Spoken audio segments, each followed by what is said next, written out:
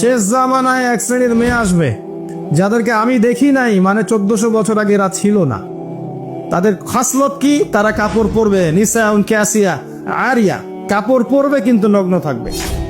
মানুষ জেনা করবে, জেনাকে হালাল মনে করবে, হারাম মনে করবে না।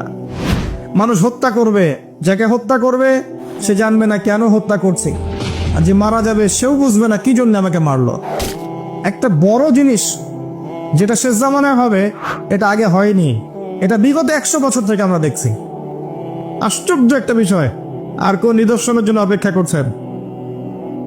এগুলো আস্তে আস্তে ডে বাই ডে বাড়তে থাকবে। হারাজ বাড়বে, হারাজ মানে হত্যাকাণ্ড, প্রচুর হত্যাকাণ্ড হবে। প্রথম বিশ্বযুদ্ধে মানুষ মরেছে প্রায় 3 থেকে 4 কোটি, দ্বিতীয়টাতে মানুষ মরেছে 7 থেকে 8 কোটি। সামনে যেটা হবে, এখানে দেখবেন পৃথিবীর 3 ভাগের 1 ভাগই শেষ। অনেক ভূমিকম্প হবে, আর প্রত্যেক ভূমিকম্পে পৃথিবীর সময় কিন্তু সংক্ষিপ্ত হয়ে আসে। এটা আপনারা যারা সায়েন্স জানেন তারা বুঝবেন। 99% সম্ভাবনা হচ্ছে সে ব্যক্তি জাহান্নামে যাবে। যে ইসলামের প্রতিটা বিষয়ের সলিউশন আছে কি নাই, যদি আপনি দেখেন নিরপেক্ষভাবে হ্যাঁ আছে, তাহলে আর দেরি করবেন না, ইস্তেগফার করে আল্লাহর কাছে আত্মসমর্পণ করেন।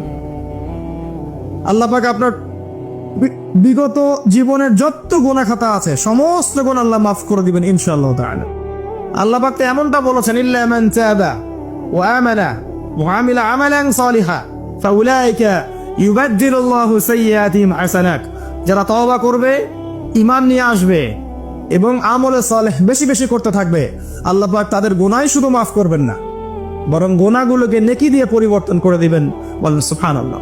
ওয়ালাকাদ আতাইনা লুকমানাল হিকমাতা আন ইশকুর লিল্লাহ ওয়া মান ইয়াশকুর ফাইন্নামা ইয়াশকুরু লিনাফসিহি ওয়া মান কাফারা ফাইন্নাল্লাহা গনিয়্যুন হামিদ। আল্লাহ রাব্বুল আলামিন বলছেন, নিশ্চয়ই আমি লোকমানকে প্রজ্ঞা দিয়েছিলাম,